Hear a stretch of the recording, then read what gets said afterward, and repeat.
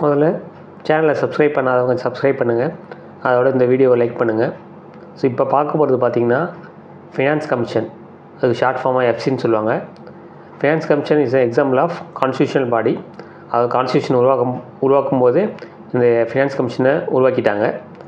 So அதோட முக்கிய நோக்கம் என்னன்னு சொன்னால் to distribute money among states as well as centre.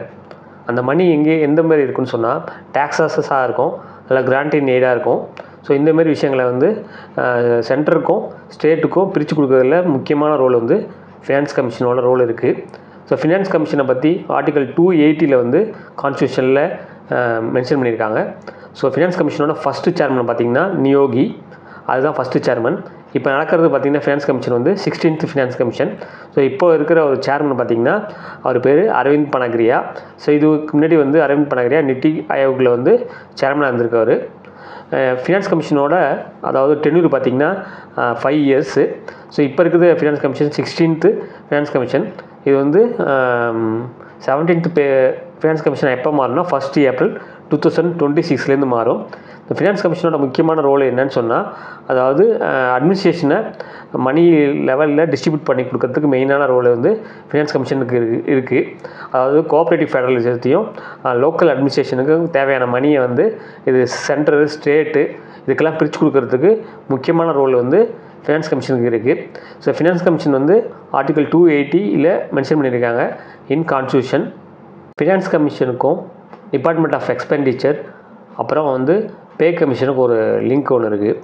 அதாவது டிபார்ட்மெண்ட் ஆஃப் எக்ஸ்பெண்டிச்சர் இருக்குல்ல, every 5 years once finance commission establish பண்ணுவாங்க. இந்த ஃபினான்ஸ் கமிஷன் சில ரெக்கமெண்டேஷன் கொடுக்கும். ஆனால் 5 years டேர்மு, ஆனால் அதோட ரெக்கமெண்டேஷன் கொடுக்கறதுக்கு 2 years எடுத்துக்கும் அது. ஸோ அதாவது டிவைட் மணி அமாங் ஸ்டேட்டு சென்ட்ரு, அது கிராண்ட் இன் எய்டு, அதுக்கப்புறம் பார்த்திங்கன்னா டேக்ஸஸை எப்படி டிவைட் பண்ணுறதுன்னு சொல்லி ஃபினான்ஸ் கமிஷன் ரெக்கமெண்டேஷன் கொடுக்கும். அதுக்கப்புறம் பார்த்திங்கன்னா அந்த ரெக்கமெண்டேஷனை ஃபுல்லாக டிபார்ட்மெண்ட் ஆஃப் எக்ஸ்பெண்டிச்சர்னு ஒன்று இருக்குது. அதாவது ஃபினான்ஸு மினிஸ்ட்ரி கீழே உள்ளது. ஸோ அந்த டிபார்ட்மெண்ட் ஆஃப் எக்ஸ்பெண்டிச்சர் இருக்குல்ல, அவங்க ஃபினான்ஸ் கமிஷன் ரெக்கமெண்டேஷனை நடைமுறைக்கு கொண்டு வரது தான் இந்த டிபார்ட்மெண்ட் ஆஃப் எக்ஸ்பெண்டிச்சரோட ரோலு. அது இல்லாமல் பே கமிஷன் ஒன்று இருக்குது. இப்போ நடந்துட்டு இருக்க பே கமிஷன் பார்த்திங்கன்னா 7th பே கமிஷன். அந்த பே கமிஷனோட ரெக்கமெண்டேஷன் டிபார்ட்மெண்ட் ஆஃப் எக்ஸ்பெண்டிச்சர் தான் பார்த்திங்கன்னா நடைமுறைக்கு கொண்டு வரும். அதுவும் முக்கியமான ரோல் டிபார்ட்மெண்ட் ஆஃப் எக்ஸ்பெண்டிச்சரோட ரோல் இது. அதேமாரி பார்த்திங்கன்னா finance commission every 5 years once தான் இது பண்ணுவாங்க, கான்ஸ்டியூட் பண்ணுவாங்க. இப்போதைக்கு ஒரு ப்ரெசண்ட்டு சேர்மன் பார்த்திங்கன்னா அரவிந்த் பனகிரியா.